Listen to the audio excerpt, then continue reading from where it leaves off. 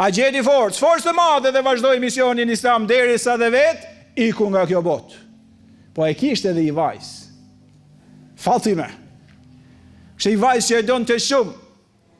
Tha, kur unë e përqavoj Fatimen, e ndjej erë në xhennetin, kështu thoshte. Sa erë ishte i ullur dhe ajo hynte në shpinë e tij, ngrehej dhe e puthate në ballë. Ku je, thoshte, mirë se erdhe bia ime. U çonte nga vendi që ishte dhe e ulte Fatimen aty.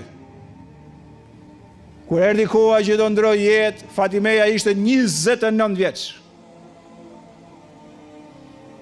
Hyri dhe ai ishte në fund të jetës vetë. Ishte rëndu shumë. Dhe ajo hyri dhe tha, mirë për babajnë.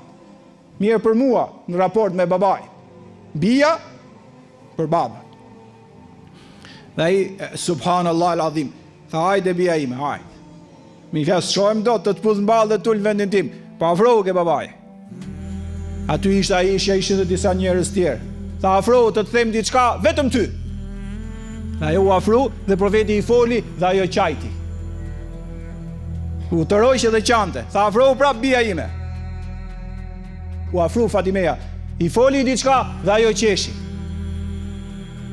Kur u ngret, i shkoi Aisha dhe i tha, pasht madhi i Zot, çfarë tha i dërgumi i Zotit? Po ishin njerëz të mençur. Tha, o Aisha, të kishte dash profeti që ta dish ti, e kishte thonë në mas dhe e kishte dëgju. Ma tha vetëm mua. Mbasi ndroi jetë profeti alayhis salam, erdhi koha me u tregu. I tha Aisha, po tani, më thuj të lutem, çfarë tha Muhamedi alayhis salam?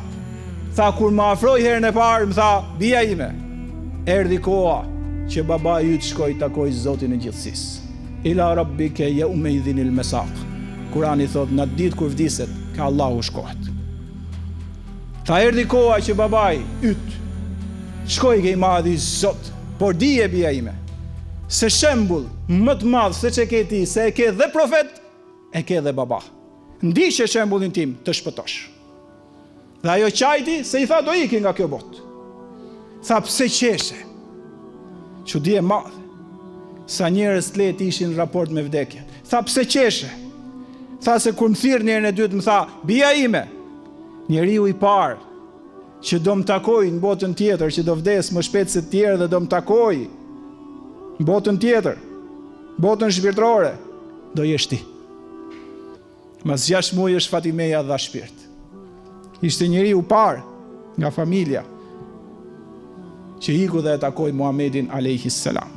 Po, ajo ishte një nga 4 gradë më të larta që pa kjo botë dhe qeshi kur i tha që do vi shpejt ke unë. Zoti na fal, më na thon neve që do vi shpejt, ne nuk jemi me besim siç duhet.